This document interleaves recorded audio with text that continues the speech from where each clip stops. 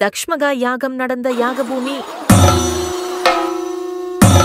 யஜுர்வேதம் கூறும் தக்ஷிணகாசி. 27 நாட்கள் மட்டுமே தரிசிக்கக்கூடிய அக்கரை கொட்டியூர். லட்சக்கணக்கான மக்கள் திரளும் தென்னகத்து கும்பமேளா. அக்கரை க்ஷேத்திர சந்நிதியிலான தரிசனம் நடத்தேண்டது.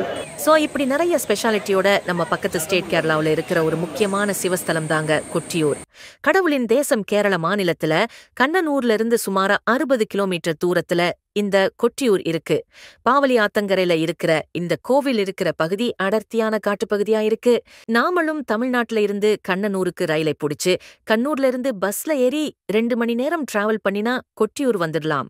வர்ற வழியெல்லாம் பாருங்க, காடும் மரமும் மலைகள்னு அழகோ அழகா இருக்கு. அதுவும் இந்த திருவிழா நடக்கிற காலம்தான் கேரளாவுல மழை பெய்கிற காலம். அதனால சொல்லவே வேண்டாம், கேரளத்து நிலம் செம்ம அழகு காட்டுது. தூறல் மழைய ரசிச்சுக்கிட்டே பஸ்ல போகலாம். 2 மணி நேரத்துல கொட்டியூர் வந்தாச்சு. திருச்சிறுமன்னான்னு சொல்லக்கூடிய அற்புதமான கொட்டியூர் சிவன் கோவில் பரசுராமரால் உருவாக்கப்பட்டதுன்னு சொல்றாங்க. ஆதிசங்கரர் இங்க வந்து தரிசனம் பண்ணிருக்கிறார். இந்த கொட்டியூர்ல பாருங்க, பாவாலி ஆத்துக்கு கிழக்கே இருக்கிற நிரந்தர கோவில் இக்கரை கொட்டியூர்னு சொல்லப்படுது. இந்த இக்கரை கொட்டியூர் வருஷத்துல 11 மாசம் திறந்திருக்கு. ஆத்துக்கு மேற்கு பகுதியில இருக்கிற கோவில் அக்கரை கொட்டியூர். அக்கரை கொட்டியூர்ல இந்த வைகாசி திருவிழாவுக்கு மட்டும்தான் சாமி தரிசனம் பண்ண முடியும். 1200 வருஷத்துக்கு முன்னாடி ஆதிசங்கரர் வந்த காலத்துல கூட வைகாச திருவிழா இல்லாத காலம்ங்கிறதால அவரே அக்கரை கொட்டியூர் தலத்துக்கு போகல. இக்கரை கொட்டியூர் கோவிலான திருச்சிறுமன்னா கோவில்ல நின்னு தரிசனம் பண்ணிட்டு கோவில் நடைமுறைகளையும் சடங்குகளையும் சொல்லித் தந்துட்டு போனாருன்னு சொல்றாங்க. இந்த அக்கரை கொட்டியூர்ல நிரந்தரமான கோவில் கட்டுமானம் எதுவும் கிடையாது. நம்ம ஊரு தெப்பக்குளம் மாதிரி இருக்கிற குளத்துக்கு நடுவுல கல்மேடையில சுயம்புலிங்கமா அருள் பாலிக்கிறாரு கொட்டியூரப்பன். இங்க நடக்கிற வைகாசி மகோற்சவம் டைம்ல மட்டும்தான் அக்கரை கொட்டியூர்ல திருவிழா சடங்குகள் எல்லாமே நடக்குங்க.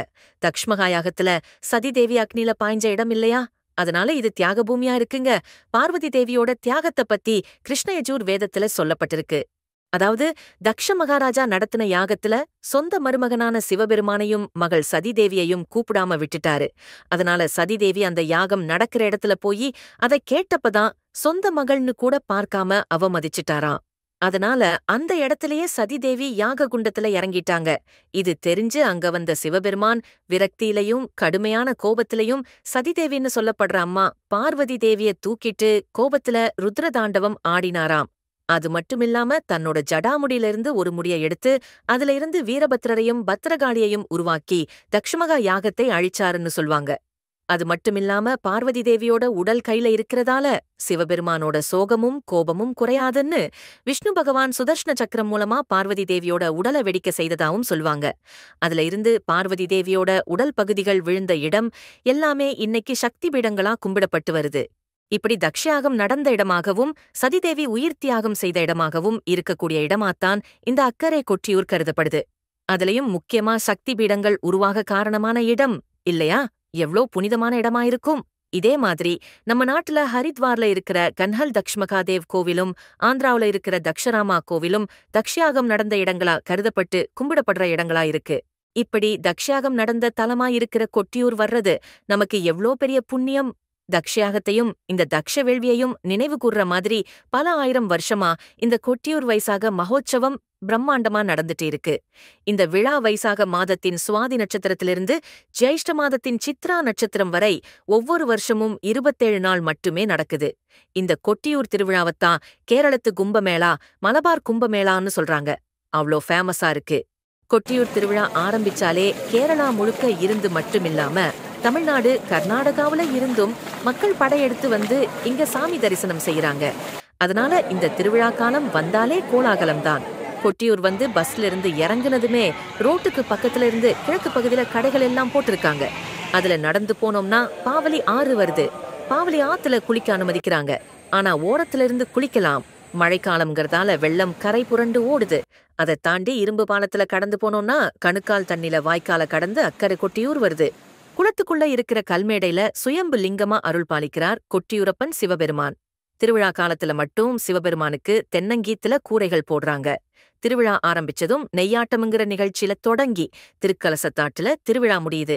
குளத்துல இறங்கி கணுக்கால் தண்ணில பக்தி பரவசத்தோட சுத்தி வந்து கொட்டியூரப்பனை வணங்கலாம். குட்டி சுயம்பு லிங்கமா இருக்கிற அவரை மனசார கும்பிடலாம். சந்தனம் பிரசாதம் தர்றாங்க. நாம போன நாள் பார்த்தோம்னா இளநீராட்டம் பண்டிகை நாள். ஊர் முழுக்க இருந்து மக்கள் இளநீர் காவடி எடுத்துட்டு வந்து கோவில்ல குடுக்கறாங்க. அந்த இளநீரால சிவபெருமானுக்கு அபிஷேகம் பண்ணினாங்க. ஆண்கள் சட்டையெல்லாம் கழட்டிட்டு தான் கோவில் மேடைக்கு போய் கும்பிட முடியும். கேரளத்து பெண்கள் முண்டு கட்டிட்டும் சுடிதார் போட்டுட்டு வரவும் அனுமதிக்கிறாங்க. சாமி கும்பிட்டுட்டு குளத்துக்குள்ள கணுக்கால் தண்ணில நடந்து வந்தோம்னா கோவிலுக்கு எதிர்ல குளத்துக்குள்ளேயே இருக்கிற கிணறுல தீர்த்தம் தர்றாங்க. வாங்கி குடிச்சிட்டு 4 எட்டு வச்சா அம்மரக்கல்லு வருது. இந்த அம்மரக்கல்லுன்னு சொல்லப்படுற மேடைதான் சதிதேவி அக்னி குண்டத்துல இறங்குன இடம். இந்த மேடையில மரக்குடை நிழல்ல அம்மா பார்வதி தேவிய கும்பிடலாம். கணுக்கால் தண்ணில நின்னு அம்மனை கும்பிட்டுட்டு வர்றது மனசுக்கு நிம்மதி தரக்கூடிய விஷயம். சுத்தி வந்து பக்கவாட்டுல இருக்கிற குடிசைகள்ல பிரசாதம் விக்கிறாங்க. நெய் பாயாசமும் நெய்யப்பமும் வாங்கிக்கலாம். இது தவிர தீர்த்தம் புஷ்பம் எல்லாம் தர்றாங்க. எல்லாத்துக்கும் காசு கொடுத்து வாங்கணும். இந்த குளத்துல இருக்கிற தண்ணி தக்ஷயக்னா நடந்தப்போ வீரபத்ரனால அழிக்கப்பட்டவங்களோட ரத்தமா கருதப்படுது. இதை திருவஞ்சிரான்னு சொல்றாங்க. அதனால இந்த இடம் ரொம்ப புனிதமானது. இந்த திருவிழாவுக்காக குளத்த சுத்திலும் கூத்தம்பலம், உள்ளத்து மனுஷ்யர், குடிப்பதிகள், கணக்கப்பிள்ளை, ஆசாரி, மூஷாரி, கொல்லன், குறிச்சியன்னு 14 குளத்துக்காரங்களுக்கு குடிசைகள் அமைச்சிருக்காங்க. ராஜா பழசிராஜா காலத்திலிருந்து இந்த 14 சமூகத்தாரும் சேர்ந்து இந்த திருவிழாவை நடத்திட்டு வர்றாங்களாம். மலையாளத்து மக்கள் மணிக்கணக்கா வரிசையில நின்னு கொட்டியூரப்பனை தரிசனம் பண்ணிட்டு புறப்படுறாங்க. கிளம்பும் போது திரும்பி தவறாம இக்கரை கொட்டியூர் கோவிலுக்கும் வர்றாங்க. இந்த கோவில் வைசாக மகோத்சவ காலத்துல பூட்டிடுறாங்க. ஆனாலும் வெளியில கூட்டம் கூட்டமா வந்து தரிசனம் பண்றத பார்க்க முடியுது. தரிசனம் எல்லாம் முடிச்சிட்டு அப்படியே கடைவீதிக்கு வந்து ஓணப்பூ வாங்கலாம். இந்த ஓணப்பூ பாருங்க, நாணல் கட்டைகளை சீவி நாரா வர வச்சு தயாரிக்கிறாங்க. இத வீட்டுல கொண்டு வந்து வைக்கிறது அதிர்ஷ்டம்னு சொல்றாங்க. அப்படியே தரிசனம் எல்லாம் முடிச்சிட்டு பக்கத்துல இருக்கிற கடையில அப்பமும் கடலைக்கறியும் சாப்பிட்டுட்டு நனைஞ்சும் நனையாம தூர்ற மழைச்சாரல கேரளா ஃபீல்ல கிளம்பலாம். இந்த கொட்டியூர் கோவிலுக்கு போகணும்னா கண்ணனூர் ரயில்வே ஸ்டேஷனுக்கோ இல்ல தலசேரி ரயில்வே ஸ்டேஷனுக்கோ வரணும். அங்கிருந்து கொட்டியூருக்கு நேரடி பஸ் கிடைக்குது. நம்ம தமிழ்நாட்டில இருந்து மங்களூர் வழியா போற ட்ரெயின் எல்லாம் இந்த ஸ்டேஷன்கள்ல நின்னு போகுது. அதனால போக்குவரத்துக்கு பிரச்சனை இல்ல. 2025 வருஷம் ஜூலை 8ஆம் தேதி வரைக்கும் அக்கரை கொட்டியூர்ல தரிசனம் பண்ணலாம். இந்த மாதம் 30 நாள் வரைக்கும் பெண்கள் தரிசனத்துக்கும் அனுமதி இருக்கு. ஜூலை 8ஆம் தேதிக்கு அப்புறம் அக்கரை கொட்டியூர் தரிசனத்துக்கு போக முடியாது. அந்த காலத்துல ஆதிசங்கரரே திருவிழா இல்லாத டைம்ல போனதால இக்கரை கொட்டியூர் கோவில்ல மட்டும்தான் தரிசனம் பண்ணிருக்கார். அதனால கொட்டியூர் கோலாகலத்தை பார்க்கணும்னா திருவிழா காலத்துல போயிட்டு வாங்க.